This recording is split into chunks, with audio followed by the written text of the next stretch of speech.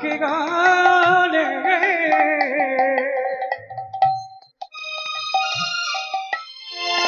মনে ঘন ওঠো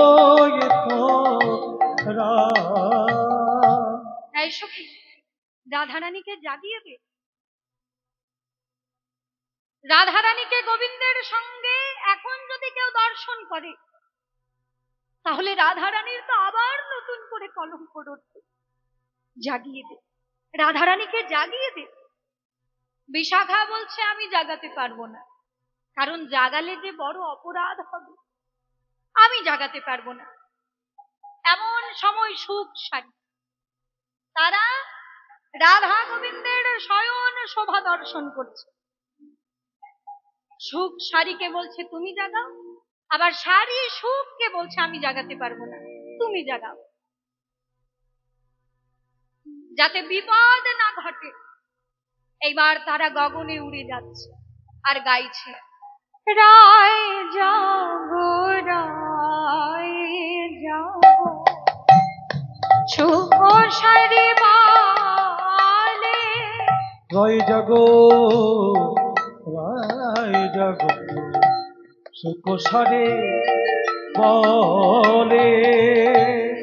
রায় জাগো রায় জাগো সুখ সারি বালে। রায় জাগো রায় জাগো সুখ সারি বলে। কত নিদ্রা যাও কালো কালো মানিকের কোলে। কত নিদ্রা যাও কালো কালো মানিকের কোলে। কত নিদ্রা যাও কালো কালো মানিকের কোলে। সুখ বলে ও সারি গগনে উড়ে ঢাকো। সুখ বলে ওগো সারি গগনে উড়ে ঢাকো। সুখ বলে ও সারি গগনে উড়ে ডাকো। সুখ বলে ওগো সারি গগনে উড়ে ঢাকো। নব জল ধরে আনি অরণ্যের ঢাকো। নব জল ধরে অরণ্যের ঢাকো। সারি বলে ও গো আমরা পোষণীয় পাখি। সারি বলে ওগো পোষণীয়া পাখি। জাগালে না জাগে ধর্ম হইল সাক্ষী। জাগায় না জাগে রায় ধর্ম হলো সাক্ষী। শোক সারি গগনে উড়ে যাচ্ছে আর গান গাইছে। এমন সময় বৃন্দাবনের পশু পাখি তারা যেই না জেগে উঠছে তারা দর্শন করলো রাধারানী এখনো শয়নে রয়েছে গোবিন্দের সঙ্গে। ডাক্ষা ডালে বসে ডাকে কপত কপতি। ডাক্ষা ডালে বসে ডাকি কপত কপতি। রাধার ঘরে আছে গৃহপতি, রাধার কোলে কোন পতি। রাধার ঘরে আছে গৃহপতি কোলে কোন পতি।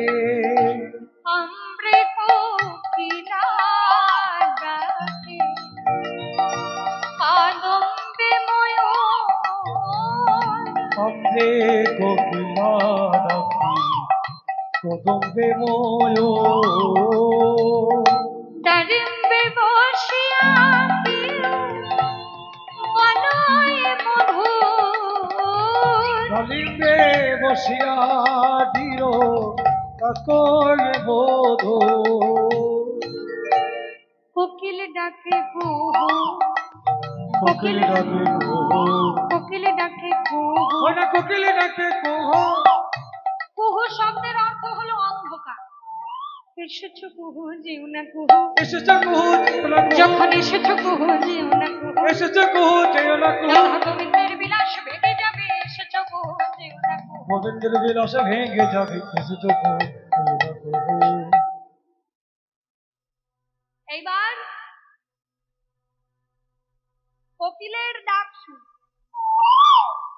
ময়ূর ডাকছে কেউ কেও কেউ কেও রাধার কোলে কেউ রাধার কোলে কেও রাধার কোলে কেউ রাধার কোলে কেও এইভাবে যখন বৃন্দাবনের পশু পাখি জাগরিত হলো তাদের চিৎকার চেঁচামেচিতে রাধারানীর কিন্তু ঘুম ভেঙে গেল। আর যেই না রাধারানী নিদ্রা হতে জাগ্রত হলেন বাবা, তিনি দেখলেন গগনের দিকে তাকিয়ে দেখলেন গগনে আর নিশি নেই, প্রভাত কাল হয়েছে। তাই রাধারানী গোবিন্দের চরণের কাছে বসে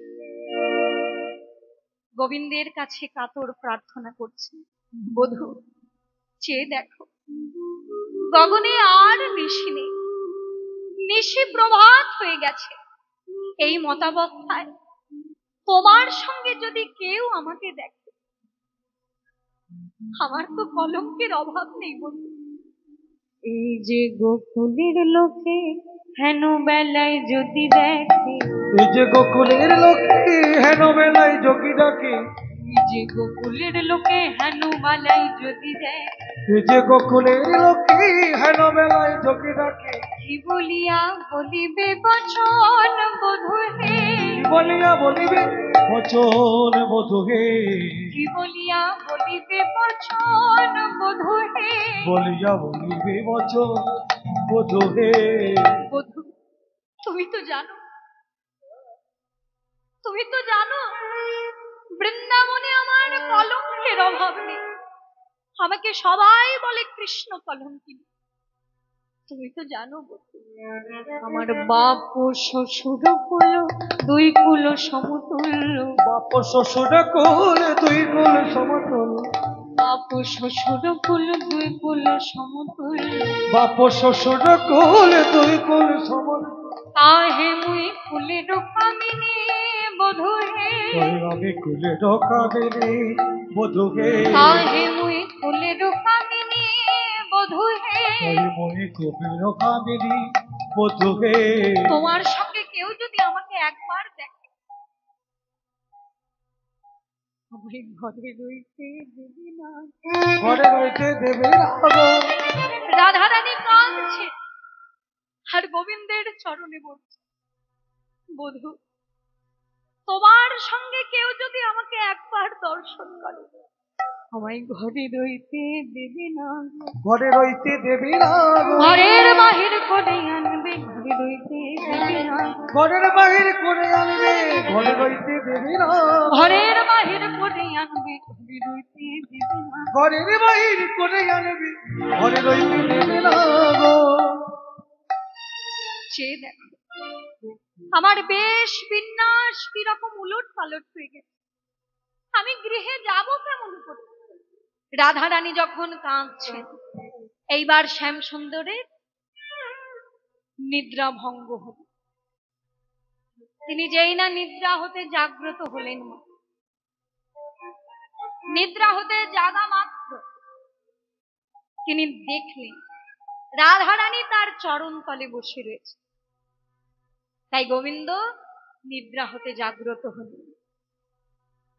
উঠিল না গর বড় নিদে দোয়ালিশে, উঠিল না গো বড় নিতে দয়ালিসে উঠিল না গর বড় নিদে দোয়ালিশে, উঠিল না গো বড় নিতে দয়াল সে দুটি আঁখি ঢুলু ঢুলু মেলানো বালিশ দুটি আঁখি ঢুলু ঢুলু হেলায় বালিশে দুটি আঁখি ঢুলু ঢুলু মেলানো বালিশ দুটি আঁখি ঢুলু ঢুলু হেলায় বালিশে রাধে তোমার এত চিন্তা কিসে আমি রয়েছি না তোমার প্রাণবল্লভ আমি তোমাকে নিজের মতো করে সাজিয়ে দেব অলকা তিলকা ভালে বনমালা দিল গলে অলকা তিলক ভালে বনমালা দিল গলে তিলকা ভালে বনমালা দিল গলে অলকা তিলক ভালে বনমালা দিল গলে মনে করো বিপুল সাজে সাজে রে তুই তোর বিপর সাজিস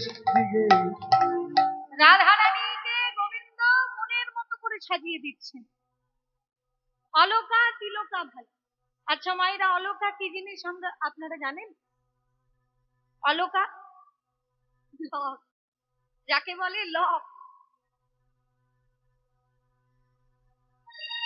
গোবিন্দ রাধারানীকে সাজিয়ে দিচ্ছেন এই দেখুন অলকা তিলকা ভালে বনমালা দিল গলে অলকা তিলক ভালে বনমালা দিল গলে অলকা তিলকা ভালে বনমালা দিল গলে অলকা তিলক ভালে বনমালা দিল গলে করে করো বিপুল সাজি সাজি রে তোর বিপর সাজি সাজি সিঁথি মূলে সিঁদুর পরিয়ে দিলেন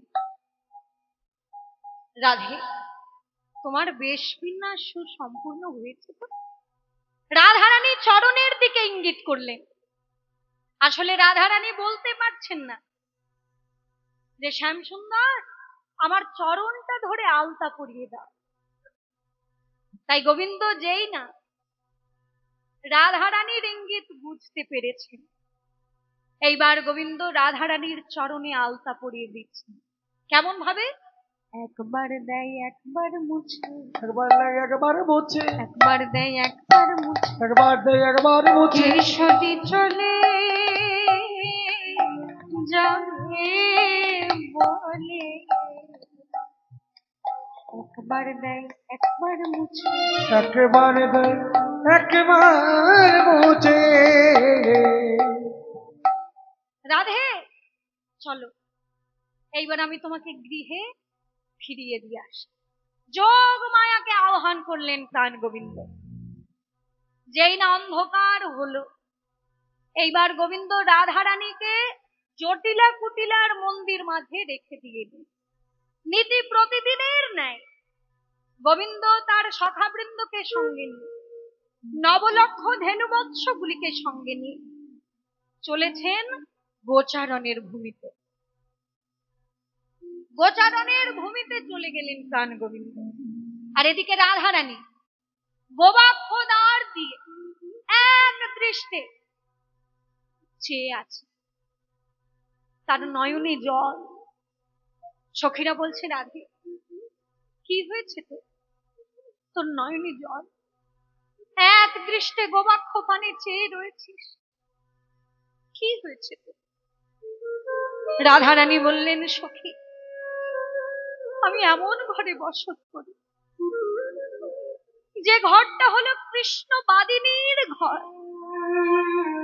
যে ঘরে কৃষ্ণ কথা কইতে মানা কৃষ্ণ দর্শনে শত বাধা সখী আগুন জ্বলছে আমার ঘরে কারোর ঘরে কখনো আগুন লাগে দেখেছিস সকালেও নয় সন্ধ্যায়ও নয় এই মধ্যাহ্নকালে কারোর বাড়িতে যদি আগুন লাগে সেই আগুনের তাপ বড় জ্বালা রে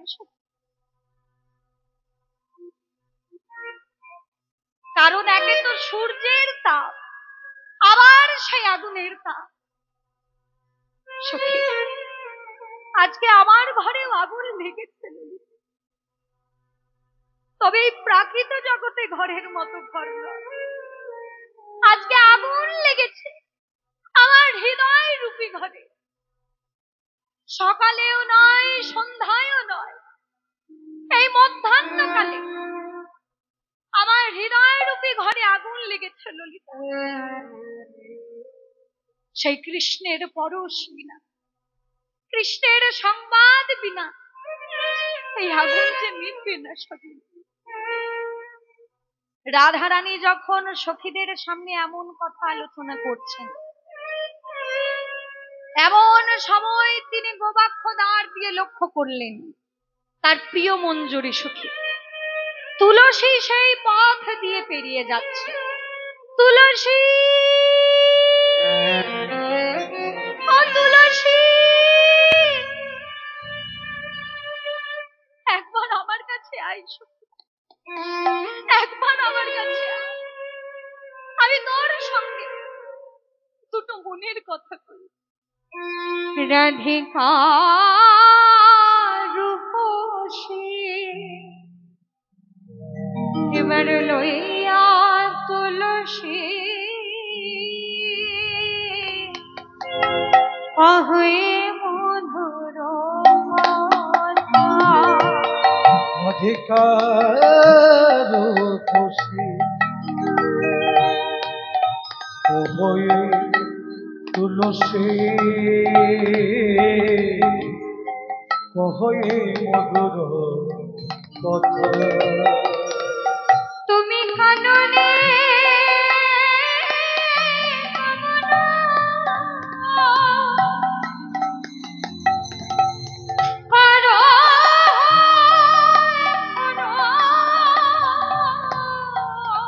তুমি কাননে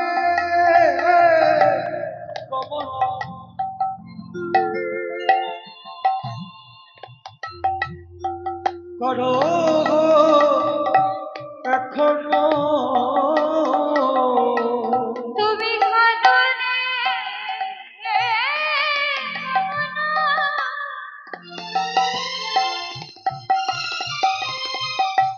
কাননে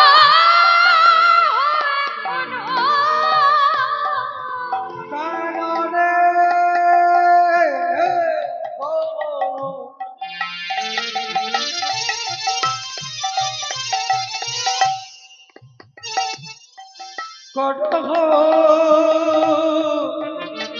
এখনো আমার নগর শেখানো যথা, নগর সে করো কথা আমার নগর শেখানো যথা, নগর সে করো কথা গো নগর সে করো কথা। শোন তুলসী মনের কথা, তুলসী তুলসী মনের কথা সখী যে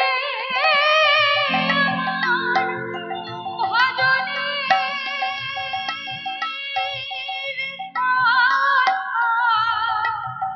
কথা তুই জানবি আর আমি জানি। এ যে ভজনের কথা কথা তুই জানবি আর আমি জানি। এ যে আমার ভজনের কথা কথা তুই জানবি আর আমি জানি। এ যে আমার ভজনের কথা কথা তুই জানবি আর আমি জানি। এ যে আমার ভজনের কথা কথা তুই জানবি আর আমি জানি। এ যে আমার ভজনের কথা কথা তুই জানবি আর আমি জানি। তুলসী তুলসী মনের কথা। এই দেখুন না, রাধারানী প্রিয় মঞ্জুরি সখী তুলসীকে ডেকে নিলেন। এবার তুলসী যেই না রাধারানীর কাছে এসে উপস্থিত, রাধারানী বললেন, তুলসী আমি তোকে কেন ডেকেছি জানিস সখী? আমি তোর সঙ্গে দুটো মনের কথা কইব। সখী রে, আমার হৃদয় ঘরে বড় আগুন জ্বলছে সখী। এই আগুনকে যদি নেভাতে হয় সেই কৃষ্ণের পরশ বিনা, কৃষ্ণের সংবাদ বিনা আমার এই হৃদয় ঘরের আগুন যে নিভবে না সখী। তুলসী জানিস, সকালে গোধন লইয়া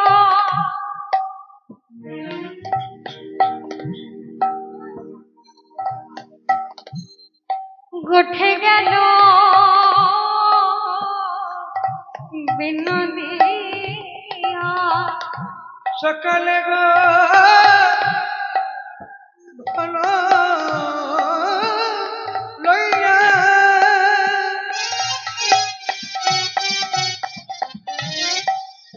চোখে রে গোঠে গেল বিনোদিয়া দিয়া সিংহা বেনু নিশা দিয়া সিংহা বেনো নিরিশা দিয়া সিংহা বেনু নিশা দিয়া সিংহা বেনো নিশা গুরুজন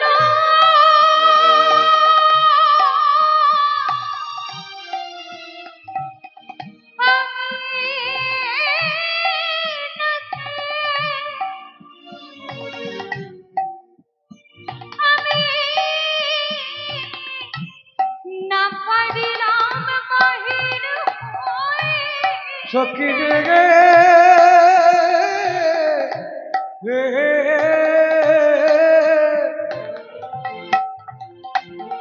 গুরুজনা আগিনাতে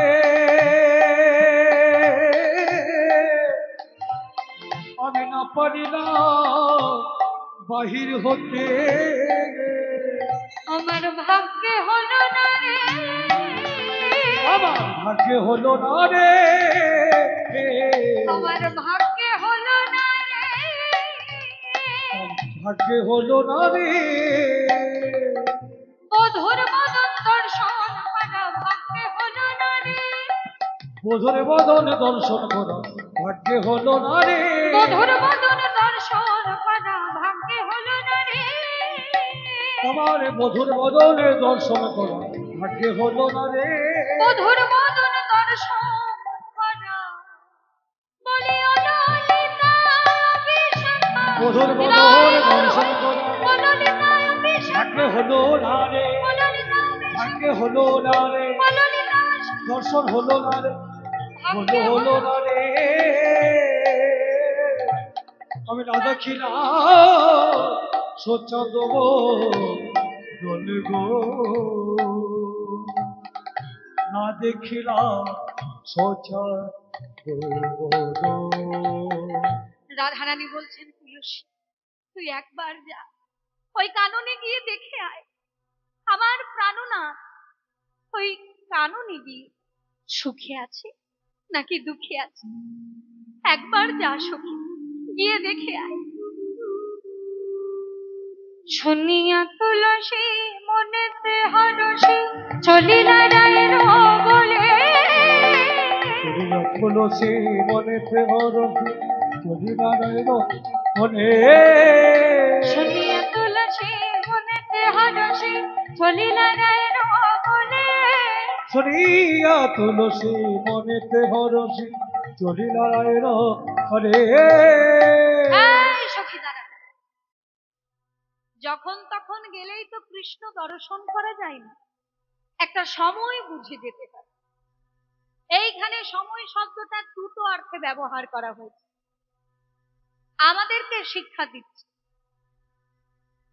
গোবিন্দ সাধন ভজনের উপযুক্ত সময় কোনটা বাল্যকালে হরি ভজে হরি পাওয়ার আছে যৌবনেতে হরি ভজে হরি আসে কি না আসে আর বৃদ্ধকালে হরি ভজে কেবল জমের তরে আছে সেই জন্য বলছে তুলবি যদি ছানা মাখন সকাল সকাল তোর কচি বেলায় ভজন সাধন বৃদ্ধ হলে ভজনে বাধায় গণ্ডগোল তাই যা করার সকাল সকাল করতে হবে বলে দিন থাকিতে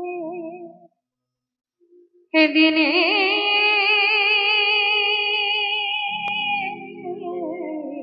সাধন কেন জানলে না কেন জানলে না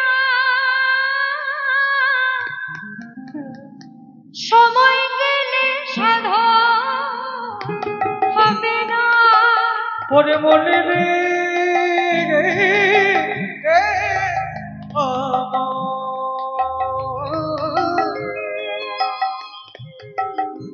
সময় গেলে সাধু হবে না, সময় গেলে সাধন হবে না। হে মনে রে আমার সময় গেলে সাধু হবে না। তুমি জানো না মোর ভাগে দিলে থাকে না জল শুমাইলে। তুমি জানো না মন খালি দিলে থাকে নামি জল শুকালে।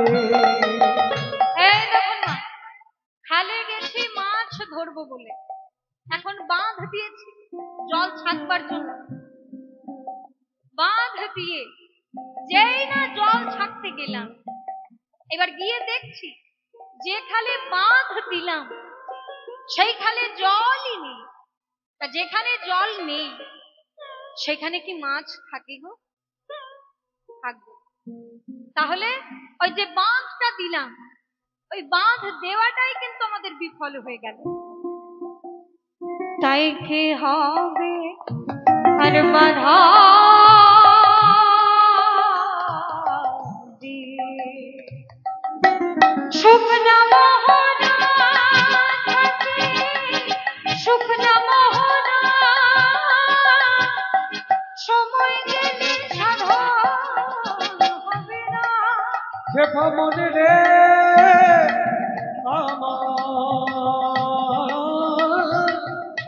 সময় গেলে সাধু হবে না, সময় গেলে সাধন হবে না। ওরে মনে রে সময় গেলে সাধু হবে না।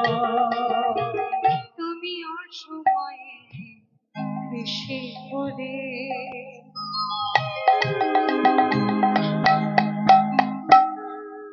মেছামেছি খেটে মরে। তুমি অসময়ে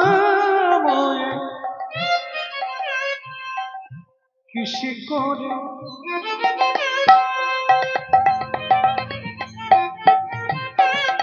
মিছামিছে খেটে মরো। এই দেখুন বাবা, আমরা বীজ বুনি কেন মায়েরা? আমরা বীজ বুনি কেন? বীজ হতে অঙ্কুর হবে, অঙ্কুর গাছে পরিণত হবে, সেই পরিণত গাছে ফুল ধরবে, ফল ধরবে, সেই ফল আমরা আস্বাদন করব। এখন বীজ বুনলাম বটে, তবে সময়ে নয়, অসময়ে।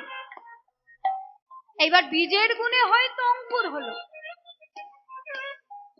অঙ্কুর গাছে পরিণত হলো, কিন্তু সেই পরিণত গাছে ফুলও ধরলো না আর ফলও ধরলো না। কেন বলুন তো? ওই যে অসময়ে বোনা বীজ। গাছে যদি হয়, গাছে যদি হয় বীজে যদি ফল তো ধরে না, ফল তো ধরে না, সময় গেলে সাধন হবে না। দেখো মনে রে আমার সময় গেলে সাধু হবে না, সময় গেলে সাধন হবে না। মনে রে আমার সময় গেলে সাধু হবে না। এইখানে সময় শব্দটা দুটো অর্থে ব্যবহার করা হয়েছে। প্রথমেই বললাম, রাধারানী তুলসীকে বুঝিয়ে দিচ্ছে, শোন সখী, একটা সময় বুঝে কৃষ্ণ দর্শনে যেতে হয়। যখন তখন গেলেই কিন্তু কৃষ্ণ দর্শন করা যায় না। বলে সেইটা আবার কি? বলে শোন, কৃষ্ণ দর্শন করার কয়েকটা উপায় আমি তোকে শিখিয়ে দিচ্ছি। এখন কোন কাল মায়েরা, এই সময়টা কোন সময়? মধ্যাহ্নকাল, দুপুরবেলা। গোবিন্দ কোথায় আছেন? সখাদেরকে সঙ্গে নিয়ে, ধেনুবৎসগুলিকে সঙ্গে নিয়ে গোচারণে তিনি রয়েছেন, সখাদেরকে সঙ্গে নিয়ে। তুই কে? আমার সখী। তা দেখ, গোবিন্দের সঙ্গে যারা রয়েছে তারা হলো শঙ্খ রসের ভক্ত, আর তুই হলি আমার সঙ্গে মধুর রসের ভক্ত। তুই যদি এখন গোবিন্দের সঙ্গে গিয়ে দেখা করিস, তাহলে সেই শঙ্খ রস আর মধুর রস মিশে যাবে না? তাই সময় বুঝে যাবি। কোন সময়? বলে শোন, গোবিন্দের অনেক প্রকারের সখা আছে। প্রিয় সখা, প্রিয় নম্র সখা, প্রাণ সখা। মায়েরা শুনে নিন, এই যে শ্রীদাম সুদাম, তারা হলো প্রিয় সখা। দাম বসুদাম, এরা হলো প্রিয় নম্র সখা। আর প্রাণ সখা বা মরম সখা সুবল আর মধুমঙ্গল। দেখবেন মায়েরা, বন্ধু আমাদের অনেক হয়, কিন্তু প্রাণের বন্ধু সবাই হতে পারে না। যারা প্রাণের বন্ধু হয় তাদের কাছে প্রাণের কথা অকপটে বলা যায়। তা গোবিন্দের অনেক প্রকারের সখা রয়েছে, কিন্তু এই যে সুবল আর মধুমঙ্গল, এরা হলো গোবিন্দের প্রাণ সখা, প্রিয় সখা, প্রাণ সখা, মরম সখা। শোন তুলসী, গোবিন্দ যখন এই সুবল আর মধুমঙ্গলের সঙ্গে